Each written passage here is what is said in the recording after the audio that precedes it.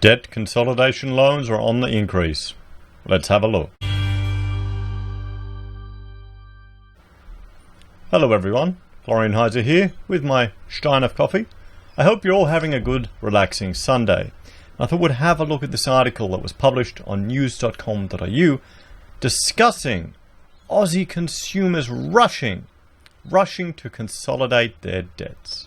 Now, I can see the advantage of doing this. If this is part of a strategy to get rid of your debts, it can work to your advantage.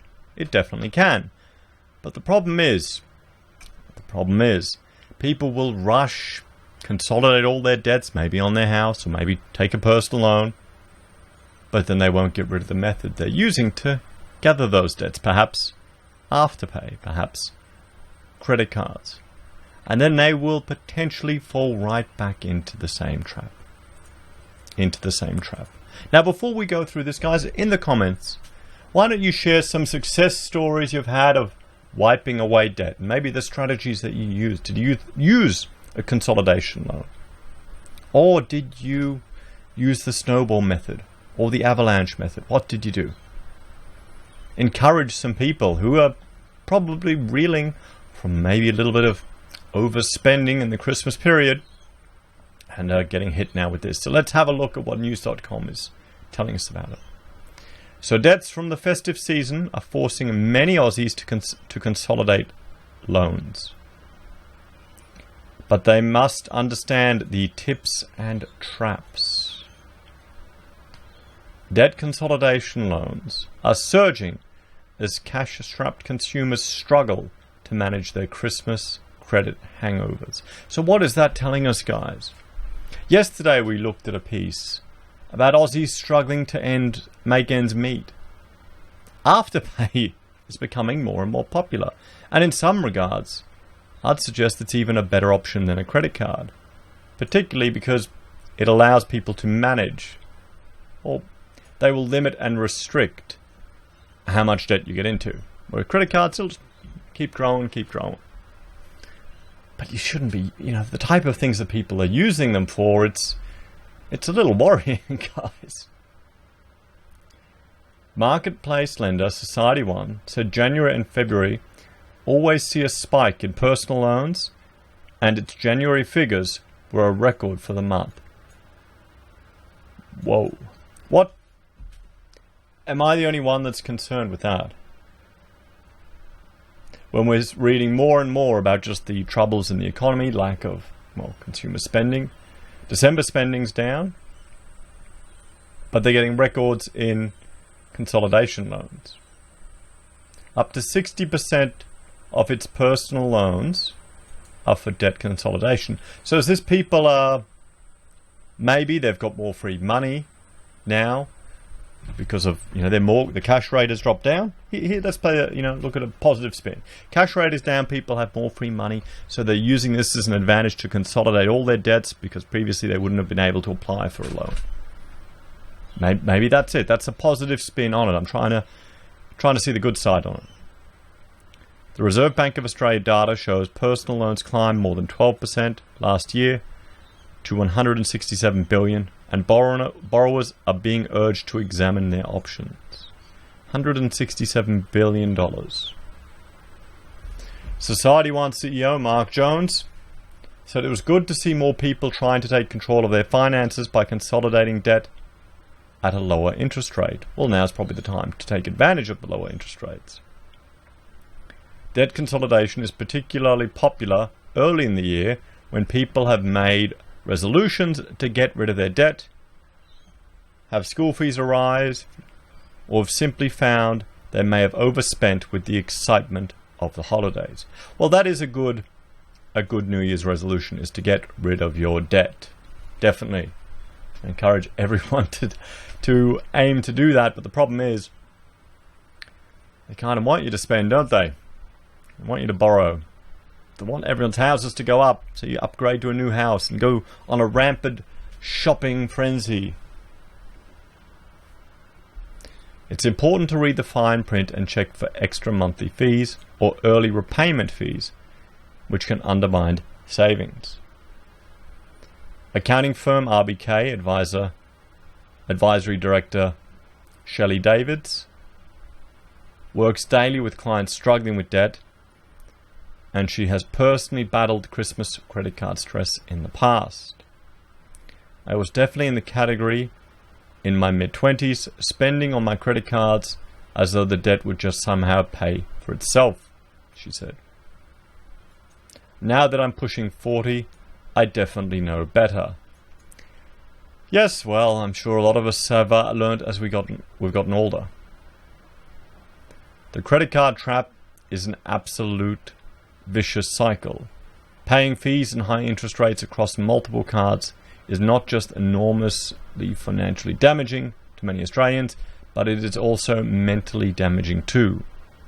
Ms. Davis said consolidating debt was one of the first things she discusses with clients after discovering they had multiple loans. So comparing personal loans interest rates, and you can see here, Society 1, 7.5%. That's still a lot higher than a mortgage, isn't it? A lot higher than a mortgage. And that's 30 grand credit, 5-year terms. Finance broker, Financiers Managing Director Angelo Benedetti said his business had been inundated with applications for debt consolidation loans this month. It's probably a 30% increase in the number of applicants we've seen compared with the typical months, he said. Mr. Benedetti said 90% of his debt consolidation loans were through mortgages to take advantage of lower interest rates, but warned that people need to maintain repayments at a high level to reduce the debt quickly. And that, to be honest, that's how we took advantage of our property game. We used it to just clear off a whole lot of other debt, and then we hit it bloody hard. We hit it bloody hard. That's my goal, is to just, credit cards. I think I've got 2 of them, one for business, one for personal, each at $500. And that's more so, as much as I hate the push towards banning us from cash. Not carrying cash around is very convenient, and I'll just cap and go. And one of the advantages I use to not spend money is just to not go out that much anymore. It's a good way, and that happens with shopping once a month. But my goal is just hitting that mortgage, getting rid of the mortgage. That's it. That's the primary mission objective at the moment. And when you kind of get into the mode of just wiping debt, you knock one thing off after another, and then you get to the big mountain, you realize all the little things, little expenses that you can just cut and save money. I think that's a hard lesson a lot of people need to realize. And for us, a lot of it was also in the business, just scaling back the size of our business, how much money we could save. One, little surprise was, well, not really a surprise, but fortunate, was when we moved out of the premises, we cut back the staff, I cut the phone, I cut the additional internet, I cut the extra power bill, and just that alone is a good monthly saving, and it adds up. But see, that's part of business, part of learning. I mean, what tips would you give people now? I'd suggest, one hint I would suggest, or a challenge I would give people, is to go a week without buying lunches, and then take that money you would spend every day and put that off your mortgage as an extra payment. And then just see, wow, okay, I've paid another $100 off the mortgage this week, or another $80 off the mortgage this week. You do that for a month. Oh, look at that. That's $400 extra off the mortgage. That's good. Then you do that for another month, and all of a sudden it can snowball from that, and just find ways. Another one is the monthly shop. If you can get all your shopping down to once a month, because then you don't buy the extra incidental stuff. So, back to the article. Do your homework and make sure it's the right thing for you in relation to your overall interest costs, he said. If you stretch a $10,000 loan over 30 years, you'd be no better off. Work out what it costs to pay it off over a 2 or 3 year period, he said. Well, yeah, that's the thing. You take advantage of the lower interest rates, you just keep paying it at that same amount. You pay extra on your mortgage to get rid of it, to just decimate it. That's the goal. You know, but the thing is, if, oh, no, you just pay. Even if you're paying the minimum, you pay extra onto it as well. But you need to be careful, too, with your mortgages, because speak to a broker, get some advice from a broker about your particular mortgage, because sometimes you can't, there's a limit of how much you can pay off as well, extra. So they'll get you that way. But guys, I mean, here you go. So in some regards, this can be seen as a good thing. Are more and more Australians taking care of control of their finances? Are they taking, you know, consolidating their debts because they're worried about job security, about the state of the economy? So they're thinking, well, okay, credit cards all gone, cut them up, get the debt consolidated, let's sort this all out. Maybe that could be what's happening. I'm hoping it is. And I'm hoping it's just not people going crazy over Christmas. Which would make sense because we haven't seen such crazy Christmas spending. What do you think? Guys, let me know your opinions in the comments. Is this a good sign or a concerning sign? Please like, share, and subscribe to the channel. Thank you all for watching. If you're a fan and want to help us a little bit extra, there are a few ways you can. You can use our affiliate links below for Amazon, eBay, Independent Reserve, or Kucoin. We receive a small commission for every transaction you make. Doesn't cost you a thing. We also have the ability for you to join us on Patreon or here on YouTube.